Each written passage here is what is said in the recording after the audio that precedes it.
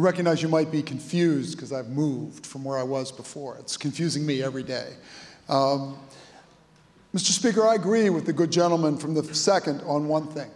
We probably actually agree on a number of things, but today we agree on one thing, that education is our paramount duty.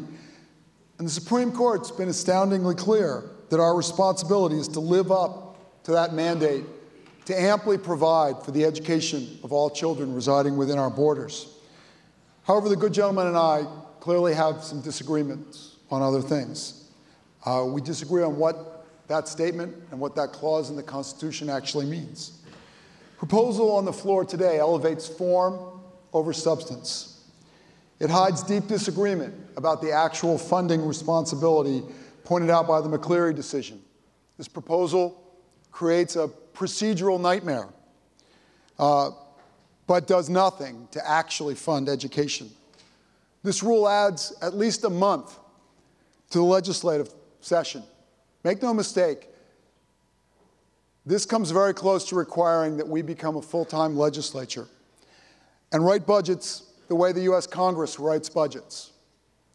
The U.S. Congress, Mr. Speaker, hasn't produced a budget in 4 years. And I'm not sure we want to bring that process here. Mr. Speaker, delinking the policy work of the legislature from the spending decisions that we make, making spending decisions before our committees have finished making policy decisions, breaks a connection between policy and spending that I believe is crucial to responsible government. The times we've seen an education budget offered separately, there have been deep procedural flaws in how it worked out. The last time it was off by $70 million just on maintenance level alone. And then policy decisions were made in the ensuing weeks that cost tens of millions of dollars. Mr. Speaker, there's a reason that we do budgets at the end of the policy work. The proposed rule is a distraction. Mr. Speaker, as I said, it doesn't actually address the court's order. Can I read a little bit from the McCleary order? It's a short piece. Please continue.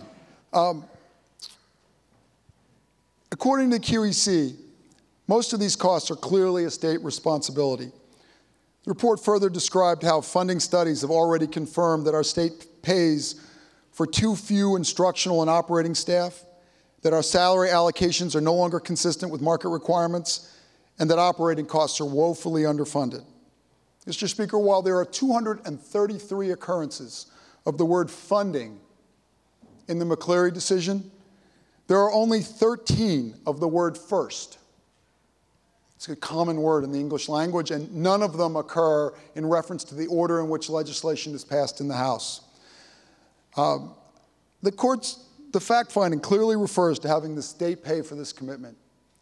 It's about funding, Mr. Speaker. It's not about process. Proposal today is more of the same. It's superficial compliance that avoids the painful funding decisions involved. It creates a tortured procedural morass, and it will waste time, and it will distract the public. Mr. Speaker, I urge a no vote. Thank you. Further remarks?